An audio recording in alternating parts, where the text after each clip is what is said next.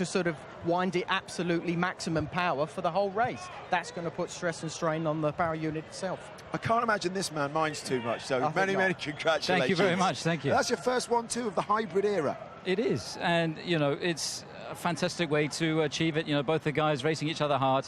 We got a bit lucky today, obviously, with Lewis's misfortune, so you know, that was no fault of his, but we had to be there to capitalize on it, and did just that. Can I just come back to you? Were there team orders at the end, or were they were racing at the end?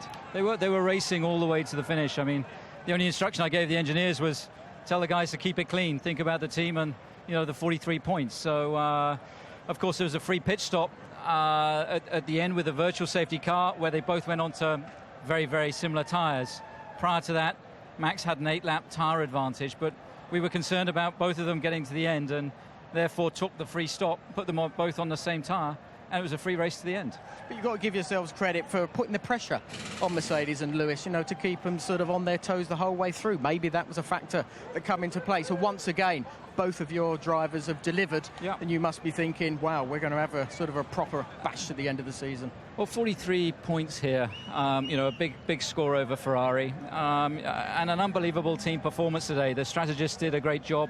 You know, the engineers from Friday to Sunday, the support we've had from the factory, you know, the engine obviously also has played its part. So just a great team performance. Was there a bit of poetic justice, though, after what happened in Monaco and Spain? Is there a feeling that actually you guys owed Daniel one, perhaps?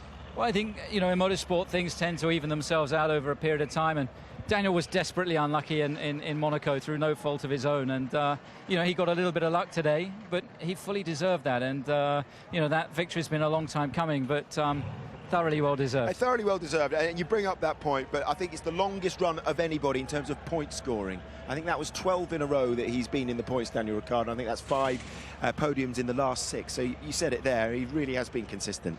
Well, he's the form driver at the moment. I mean, he's driving incredibly well. And we're just lucky we got 2 great drivers. I mean, Max, again, his recovery after a difficult start, you know, was phenomenal. His passing moves on Kimi and Sergio early on.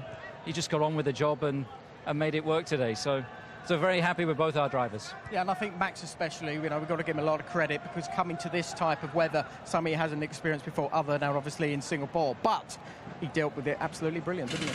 Absolutely. I mean, he's driven his heart out today, and at one point the strategy looked like it was going his way because we took a gamble early on with that early safety car and pitted him, which he was the first of the lead guys to go onto a slightly different strategy, and that, when it looked like they were running to the end, looked like it was going to, you know, maybe put him in contention at least for second at that stage. But then after the final safety car with, or virtual safety car with Lewis, it obviously neutralised things slightly.